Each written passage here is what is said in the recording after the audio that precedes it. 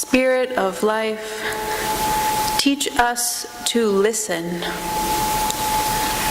Teach us to listen to the wisdom of our bodies and the knowledge that lies deep within, to the gentle guidance of butterflies in the stomach, the sting of remorse, the clenched stomach of worry, the peaceful heart of forgiveness. There is deep wisdom in our bodies. Teach us to listen. Spirit of life, teach us to listen to our friends and the knowledge of wise elders, to the overt messages of advice freely given, the subtle guidance of those we admire living out their values, the counsel of the ages collected over many lifetimes.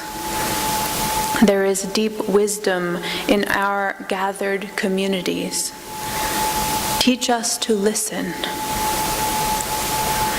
Spirit of life, teach us to listen to our natural world and the knowledge of the earth, to the mystifying lesson that we are so small in such a vast universe.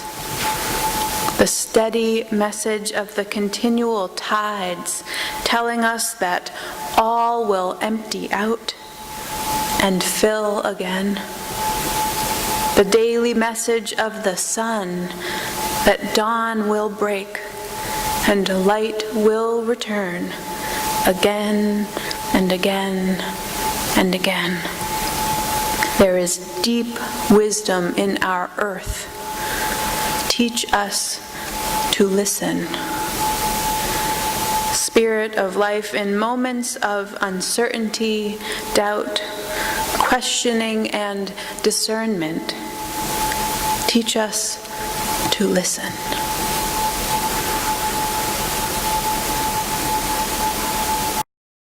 Our reading this morning is Wild Geese by Mary Oliver. You do not have to be good. You do not have to walk on your knees for 100 miles through the desert repenting. You only have to let the soft animal of your body love what it loves. Tell me about despair, yours, and I will tell you mine. Meanwhile, the world goes on. Meanwhile, the sun and the clear pebbles of the rain are moving across the landscapes, over the prairies and the deep trees, the mountains and the rivers. Meanwhile, the wild geese, high in the clean blue air, are heading home again. Whoever you are, no matter how lonely, the world offers itself to your imagination, calls to you like the wild geese, harsh and exciting, over and over announcing your place in the family of things. We're outside raking leaves when overhead we heard a familiar honking. Looking up, we saw that majestic V formation as a flock of wild geese flew overhead. There's something so haunting about the honk of geese overhead. It touches something ancient inside me. Some ancient rhythm, some ancient longing, some ancient wisdom. I catch my breath each time and feel like I have been visited by something holy. I wonder where they are going, how long it will take to get there. Some of you may be familiar with the speech Lessons from Geese, given by American anthropologist Angeles Arian in 1991, based on the work of Milton Olson. Why do geese fly in a V formation, she asks. Scientists have determined that the V-shaped formation that geese use when migrating serves two important purposes. First, it conserves their energy. Each bird flies slightly above the bird in front of him, resulting in a reduction of wind resistance. The birds take turns being in the front, falling back when they get tired. In this way, the geese can fly for a long time before they must stop for rest. Second, it makes it easy for them to keep track of every bird in the group. Flying in formation assists with communication and coordination. Fighter pilots often use this formation for the same reason. But there is much more to it than conserving energy and keeping track of all the members of the group. And we could learn a thing or two from geese about working together in formation, she says. Fact 1. As each goose flaps its wings, it creates an uplift for the birds that follow. By flying in a V formation, the whole flock adds 71% greater range than if each bird flew alone. Lesson 1. People who share a common sense of direction and community can get where they are going quicker and easier because they are traveling on the thrust of one another. Fact 2. When a goose falls out of formation, it suddenly feels the drag and resistance of flying alone. It quickly moves back into formation to take advantage of the lifting power of the bird immediately in front of it. Lesson 2. If we have as much sense as a goose, we stay in formation with those headed where we want to go. We are willing to accept their help and give our help to others. Fact 3. When the lead goose tires, it rotates back into the formation and another goose flies to the point position. Lesson 3. It pays to take turns doing the hard tasks and sharing leadership. Fact 4. The geese flying in formation honk to encourage those up front to keep up their speed. Lesson 4. We need to make sure our honking is encouraging. In groups where there is encouragement, the productivity is much greater. The power of encouragement to encourage the heart and core of others is the quality of honking that we seek. Fact 5. When a goose gets sick, wounded, or shot down, 2 geese drop out of the formation and follow it down to help and protect it. They stay until it dies or can fly again. Then they launch out with another formation or catch up with the flock. Lesson 5. If we have as much sense as geese, we will stand by each other in difficult times as well as when we are strong. We can learn a lot about teamwork from geese.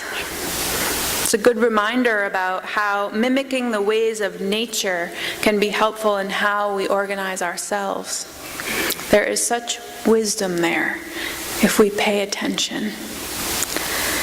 But what I want to delve into this morning isn't the lessons from the geese that help us with how to be with one another, but the lessons from geese about how to be with ourselves, how to listen to ourselves, how to tap into that natural wisdom, that ancient and inherited wisdom that lives within our bodies and has since birth.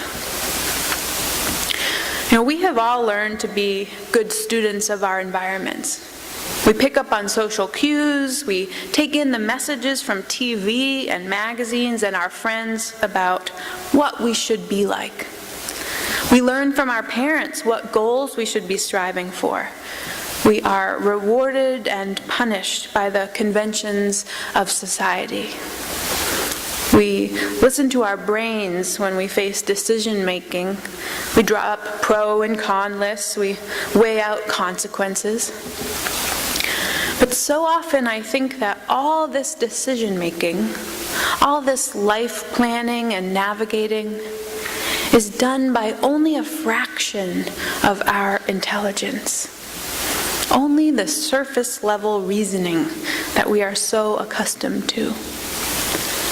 What would our choices look like if we made them based not on our frontal lobe alone, but that mind-body connection, those ancient neural pathways, that inherited knowledge that lives in our DNA, in our muscle, in our bones?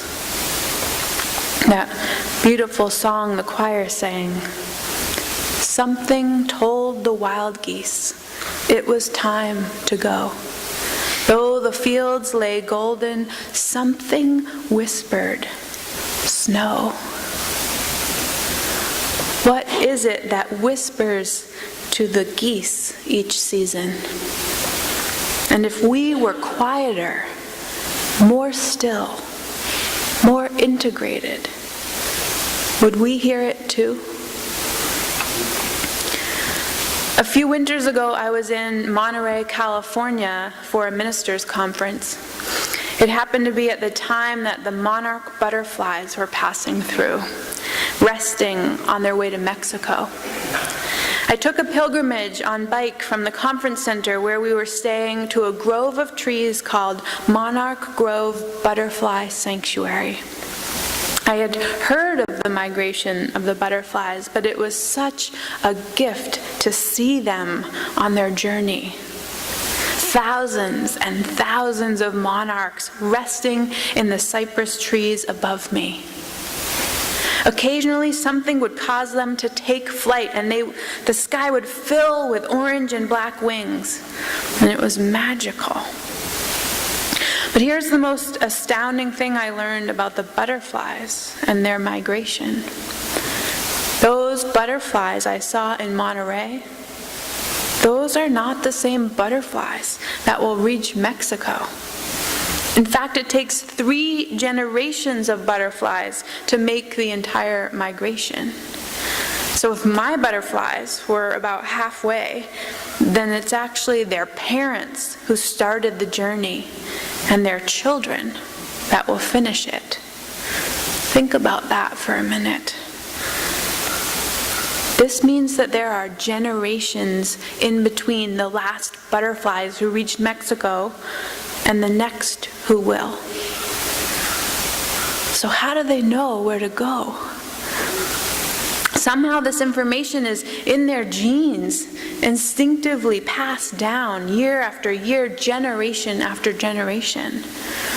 And although they have never seen their destination, the butterflies are called onward. Unlike butterflies, geese live 10 to 24 years. So those migration patterns are based in part on memory. They first flew south with their parents, following the group, taking their part in that magical V. Part of the ancient ways of knowing is to learn from the group, seek the wisdom of the pack. And part of it is listening within, tapping into a source of knowing that can only be heard with time, patience, spaciousness, attention. You might know this inner knowledge by another name: intuition, gut, hunch, a still small voice within. It doesn't matter what we call it so much as that we know how to access it. The thing is, it takes a little more work to ask our innermost self a question than it does to ask Siri.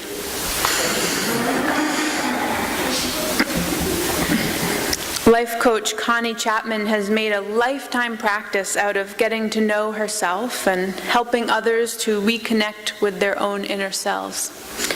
She says, "As I have drawn my awareness deeper and deeper inwards, away from the noise of the external world and the chaos of my mind, I have found a safe, warm, and loving space within, where I am supported, guided, and at peace."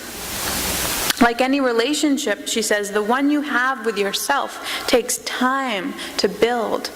It needs to be lovingly and patiently tended to, and it's going to take some work.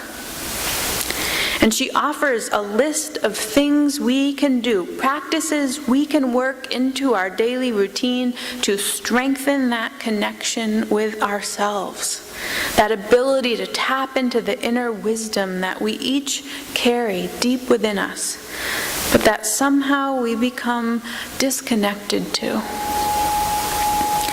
Use your breath to draw you inwards, she says. Your breath can help anchor you into your body and draw you deeper into yourself. You can do this anywhere, anytime. Just bring your awareness to your breath and follow it with your attention.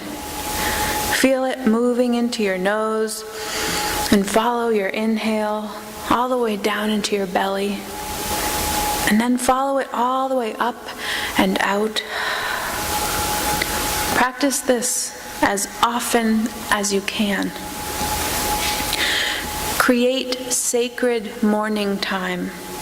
Even if all you can find is 5 minutes, make time in the mornings before you begin your day to sit and tune into what you want to experience and create. Visualize your day unfolding how you want it to. Set some key intentions about how you want to feel, how you want to take care of yourself, or what you want to achieve. Even this small practice will help your day unfold more consciously and deliberately. Maybe this morning time can be in a special sacred space that you have created. Set up a space for yourself somewhere in your home that feels special and sacred to you, a space just for you. It might have pillows or your favorite rug. Fill it with candles, rocks from the beach, your favorite books, affirmations, a journal. Make a little ritual out of visiting this space each day to sit and be with yourself in stillness and quietness. Tap into your heart energy. Your head will always try to pull you out of yourself and distract you with endless thoughts, but your heart will lovingly draw you inwards. To connect with your heart space, put your hands over your heart and take 5 deep breaths into your heart and ask yourself, what guidance do you have for me today? And then close your eyes and listen. Get into nature. Don't just be in nature, but fully feel nature. Take your shoes off and get your toes in the sand. The next time it snows, don't go inside right away, but feel it landing on your skin. Use all your senses to touch the trees around you. Get completely lost in a sunset. Do it all in silence and pay attention to how you feel. Immerse yourself in the full experience of what surrounds you and breathe it all in. Listen lovingly to your discomfort. Connecting with yourself is not just about listening to your desires, but also listening to your discomfort. Your uncomfortable emotions have messages for you. Listen to them. Find the courage to dive into uncomfortable feelings, face your fears, and uncover your murky places. When hurt arises, feel it.